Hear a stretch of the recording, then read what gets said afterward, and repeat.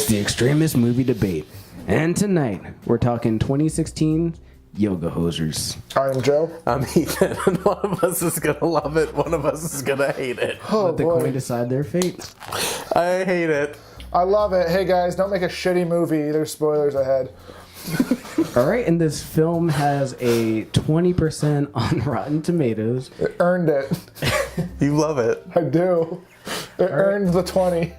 All right, and Joe, since you love it, this first question is for you. While speaking on the film Toga Posers, Felix Vasquez Jr. says, "This is a movie pandering to teens that is very obviously made by a 50-year-old man if he were trying to write like one Diablo Cody."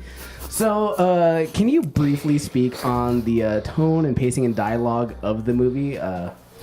Let's put an emphasis on the dialogue, and you have 1 minute. I do not think that this movie is pandering to teens because I feel like Kevin Smith actually used his daughter and Johnny Depp's daughter, the two leads in this movie. I think he let them kind of take the lead on a lot of the dialogue, and they are teenagers. Therefore, they talk like teenagers. So I think a lot of the like dialogue and like fabrication of the movie is coming from them and improvising what they would actually say in a certain situation. So you can call it pandering because the reviewer sounds like a 60-year-old man who just didn't understand what was happening, and therefore, since he didn't understand it, he got angry at it because that's how old people do. It's what the boomers do. If they don't understand something, they get angered by it, and they say like, "That's bullshit, fuck you." But no, like, the millennials know how we talk, and this is how we talk. So really, just saying that's like pandering to teens is ridiculous. I mean, really. Okay, Ethan, you have 30 seconds to respond. Look, I think you could make that argument if you're talking about, you know, they're making up the dialogue and it's very natural to them if this was a mumblecore movie, but it's not said written by mostly Kevin Smith and Scott Mosier giggling at each other over their podcast. So I think don't know that. I do know that. Do you listen to their podcast? This movie is very much like Tusk. Most of it is, yeah, it's called Smodcast. Good job. Most of this movie was written basically with them giggling over each other for a couple episodes, just like Tusk was. And so that, I feel, is where this movie falters because this movie does definitely pander to all the teens. So sure, the kids are in on it, great, but this movie, that doesn't stop this movie from ripping off Scott Pilgrim and every other teen. Okay, finish your thought and we're going to move on. That was it. Go ahead. Okay, Joe, you have 15 seconds to respond. No, like the Duplasses did masterfully with Blue Jay, they set up a scene, they say this is what the scene's going to be, go ahead and do what you're going to do. And that's exactly what Kevin Smith did. Kevin Smith wrote Yoga Hosers, yes, but all that means is he constructed which scenes were going to come in what order. Okay, thank you, Joe. What? That was your 15 seconds. That was 14 seconds! I saw it, you son of a bitch! All right, here's 1 second, and go. Oh, you can have it. There you go, shut up. Ethan, you have a final 15 to respond? I want to give it over to Joe. Okay, Joe, please keep talking. So basically, Kevin Smith has constructed each scene and the progression of the scenes, and he gets there, sets up the camera and says, "Hey, Harley Quinn, my daughter who knows how to speak like a millennial, go ahead and say what you're going to say in teen speak," and she does. Okay, thank you. Ethan, this next question is for you. This comes from Sean P. Means of the Salt Lake Tribune.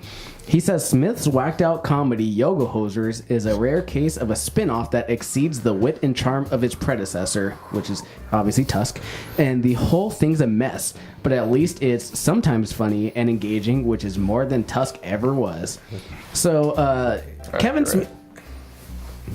Kevin Smith has like carved this niche audience at this point in his career. So does Yoga Hosers feel like a well-made comedy or just fan service for all the quote-unquote Kevin Smith fanboys?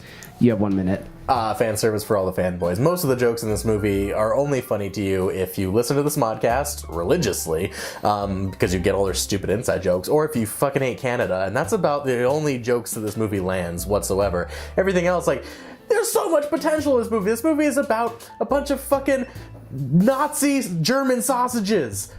There is so much you could do with that. There's every reason this movie should be perfect, and it just falls flat in every single possible way. Broadsies. Okay. Right. Joe, you have 30 seconds to respond. Could your voice get any higher? No, this movie nails it on every single aspect, every single act. Tony Hale's in this fucking movie. Tony Hale nails it as the father who like has no spine. Basically, he's the father of Harley Quinn. We know he doesn't have a spine because it breaks into Scott Pilgrim-esque character introduction. That's how we know. Okay, great. I don't know what you're talking about. So no, it's a great movie. Hits all the jokes. The Bratzy thing, I was laughing for 10 minutes. It was a tremendous joke. I loved it. Which part for 10 minutes? Well, that was Sorry, Joe's it was 30 my time. seconds. Ethan, do you want 15 to respond? I really do. I mean, this movie, every character introduction, you know who these characters are immediately. The dialogue is there. However, this movie goes ahead and takes 30 seconds for every fucking side character to introduce them like Scott Pilgrim does for the main characters. And instead, it's just a whole shitload of text on the side of the screen that nobody reads. After the first two characters, like, oh my god, fuck all of this. Skip. Thank you, Ethan. Joe, you have a final 15 to respond? Just because Ethan didn't like a stylistic choice doesn't make it a bad choice. I don't like reading. Yeah, there's a lot of dialogue there, but like he said, you don't need the dialogue. That's just supplementary to people who want to read the dialogue and like the inside jokes, but you don't actually need it. So if you want, that pops up for about 5 seconds, really, and you can just ignore it. Okay, Joe, thank you. And we're going to open up the floor for a back and forth. You guys have 4 minutes and go. This movie starts out like just kind of a teenage romp movie, which is Musical. funny. Yeah, musical. They're playing in their band. But they're not good. They're playing. Yeah, they're not supposed to be. And then there's another musical number 10 minutes later when they're singing Sticks to her dad having sex through the wall. Well, they have to sing their sticks. And then this movie otherwise ends they're up going to hear their dad having girls sex. possibly getting sacrificed by their would-want-to-be boyfriends in honor of their dear love for Satan. Okay, so here's followed by German here's sausages, the thing. Nazis. Kevin Smith was about to retire from filmmaking, and then he made Red State. And the way he made Red State is as he was writing Red State, every 15 pages, as soon as he realized where the movie was going, he would stop, walk away from it, come back, and go in a completely different direction. Yes. That's the exact same technique that he used with Yoga Hosers, and it's very effective because you cannot think of where this movie is going. You cannot predict how this movie's going to end when it starts. But and that's what's so great about it. It's keeping you on the edge of your seat, watching it. Just like, Nazi sausages? I had no fucking idea that was coming, and I love it. It's in the first fucking 5 minutes there's Nazi sausages. Yeah, but you don't know why they're there. Why would you watch this movie if you didn't know there were Nazi sausages? Why else would you possibly watch this movie? That's the only selling point it has. Nobody wants to watch Kevin Smith and Johnny Depp's daughter dance around to pop songs. I do. Gross. I love the hair, by the way. So, this movie, oh my god, I forgot what I was gonna say. See, because the movie's too good. You can't hate this movie. It's too damn good. You can't hate the movie because it's hilarious, it's touching, there's some horror aspect to it, which is great. You gotta get the horror aspect. Okay, so what worked about Red State is everything that twisted in Red State actually worked in the context of there's this crazy cult that's gonna murder people. That all works in that context. In this movie, it's just 2 girls. That's the context of this movie. Any fucking thing can happen. There's an entire 10 minutes of this movie devoted to how they get in trouble in gym class. They are trying to find themselves. They are trying to find their identities in their early teenage years, Ethan. It's a coming-of-age movie, and just because you're too old and too humorless to realize what it was like to be a young preteen or teen or whatever, however old they were, it doesn't matter. It doesn't matter if you don't get it anymore because you're an old guy who just doesn't get the movie because you're not a millennial. You're more of a Generation X piece of shit. You know that? All right, let's watch it on the personal attacks. Sorry, Ethan. All right. I forgive you. Should we talk about how we actually feel about this movie? I loved it. No, I didn't. I fucking hated this movie. I'm sorry. Shit. This movie is dog shit. This movie's horrible. Yeah, I mean, and this is coming from people who actually do really like Kevin Smith. I like Generation X. That's I just want to get in front of that. We don't need to apologize. That's not true. He has Generation X like up on his wall that he throws darts at just when he's drinking. It's dark. No, okay. Go ahead. Sorry. We like Kevin Smith. Love Kevin Smith. Like a lot. So before Tusk, like I never saw Cop Out. Like I'll admit that much because I heard Cop Out was bad. And really, like Kevin Smith has even come out saying Cop Out is bad. Yeah, it's like not his movie. It's essentially Kevin Smith saying like, I want to make a movie in the studio system. Let's see how this goes. And it didn't work out for him, which is fine. But I didn't see that movie. Jersey Girls, whatever. And some of his other movies, like he's made better movies than others. Like some of his movies are definitely not as good as like Mallrats or Clerks or something like that. But I feel like Tusk and Red State are his 2 best movies. Like those are the best movies he's ever made. So like reverting from those to Yoga Hosers, like I don't get how that happened. It's definitely a step down in every conceivable way, in grand scope and abilities of writing and abilities of the acting of the characters. It's just very bad. Well, there's no. It's also superbly offensive. Poor fucking Canada. Nobody hates Canada except Kevin Smith, apparently. Everyone loves that place. I think that's the thing. It's like apparently, like I don't even think Kevin Smith hates Canada, but why they like rag on Canada and like hit Canada so hard? Like I don't know why, because like none of those jokes like none of them make any sense really. They're just like really offensive.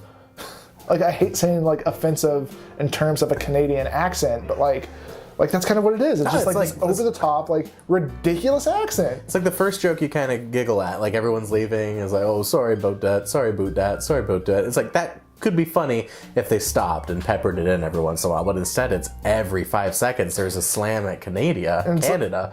It's like every single actor has, like, this over-the-top Canadian accent, too. Which is just like, I don't know if you're just like, if this is your way to try to profess, like, your love for Canada, but you're just shitting all over Canada. Like, It's do you have, it's a movie about Nazi sausages and it fails. I feel like moderator Jeff has a statement or a comment. No, I completely agree with you guys. Patches O'Houlihan, our last remaining sponsor, and when we learned we were reviewing this for the podcast, we watched it together, and I was out within like the first 15 minutes, but we likened it to like a car crash where it's horrible and it's shitty, everything that's going on, but you just can't look away. And we got so intrigued up to where they were trying to go, and just by the end of it, I was like, I hate everything I just watched. And I mean, I agree, like, there's a difference between like joking like about Canada or types of accents, but this movie, it was just like every like cliche Canada stereotype you could fit into 90 minutes maybe. Right. Yeah. And Lucky. I talked ad nauseum to Joe about the script of this movie, where Felix Vasquez Jr. He did say that he was trying to write like Diablo Cody, which I agree with. Like, I look at it in the way not all of Diablo Cody's works, because I haven't seen Jennifer's Body or other things, but I like We're talking Juno. Yeah, particularly Juno, where she tried to do this like kind of quirky hipster speak with like a young person going, yo, yiggity, yo, what's up, teacher Reno? I'm pregnanto, my ego. It's like no one would ever speak like that. But here, where in this, every other line was like some millennial hot phrase, like, basic, it's lit, blah, blah, blah. It's like, it felt like an older person trying to fit into the younger generation, and it was almost coming off like a narc would. Like, well, here like an older police officer cruising for drugs going, you guys got any of that sweet bong filler? Like, something like that. Like, that's what it came off to me as, and it was so painful to watch. Well, I think in defense of Juno, like, and we've talked about this, I think Juno made a dialect and a slang of their own, and I think that's kind of why it works in Juno, is because they weren't taking a pre-existing phrase and stuff. I think Diablo Cody actually like created phrases that might sound similar to like that kind of speak. Whereas Yoga Hosers, they've essentially taken like 3 or 4 buzzwords or buzz phrases and just used them, just overkill. Used and abused them. Like basic was essentially out of their mouths like every other sentence. Like it had basic in there, which is frustrating because like I work with a lot of like young people about this age, and none of them talk like this. Like they say basic, yes, like that is a millennial word. Maybe they do in Canada. When they work at the A to Z. Oh boy. Yeah. This was the movie we watched. 2 lightning strikes and no thunder. 1 lightning strike, no thunder. It's fair. Yeah, That's terrible. Yeah, I'll give it I think. Jeff, I know you liked the first half hour. Give it what you want to give it. No, and also, it's very confusing to me in the sense that it's supposed to be, like part of the Tusk world, yet everybody from Tusk is in the movie in different roles. Like, well, that's hysterical. I did not. Well, except for like Guy Lapointe, so Johnny Depp's character, like plays like a pretty substantial French. It's Guy.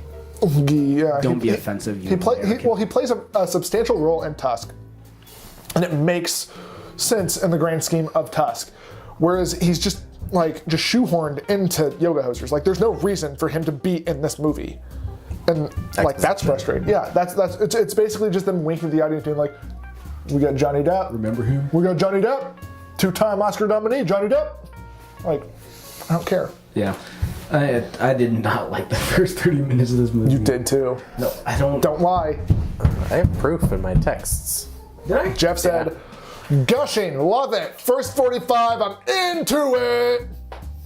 That sounds like the things I text. I'll give it 2 and I'm gonna give it like a medium amount of thunder because I haven't stopped thinking about how Attaboy. bad it was.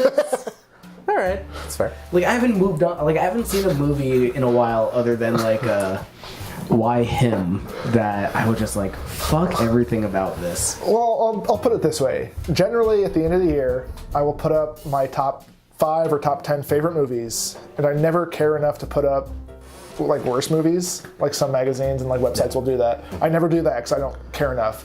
This was the first year I think I've ever said like this is the worst movie I saw this year, and this might be one of the worst movies I've ever seen. And like that's even taking into account like so bad it's good. Like this movie isn't so bad it's good. It's just bad. It's just bad. It's not fun to watch. Not at all. Sorry, Kevin Smith. Yeah, sorry. We like know you but- watch. Anyway, he's one of our biggest viewers. And where can we find you guys online? You can find us on Twitter at Extremist Movie. You can find us on Facebook at Extremist Movie Debate, or you can email us at extremistmoviedebate@gmail.com. You can like and subscribe below, and you can also go ahead and see if there's a movie coming up that you want us to talk about. Let us know that. You can request it in a comment below. You can also go ahead and write a question about said movie in the comments below, and Unpaid Intern Jeff will probably say it on Suggest the Patriots episode. Day. Oh, don't suggest Patriots Day. All right, viewers, thank you for tuning in, and good night. Have a good one. Thanks.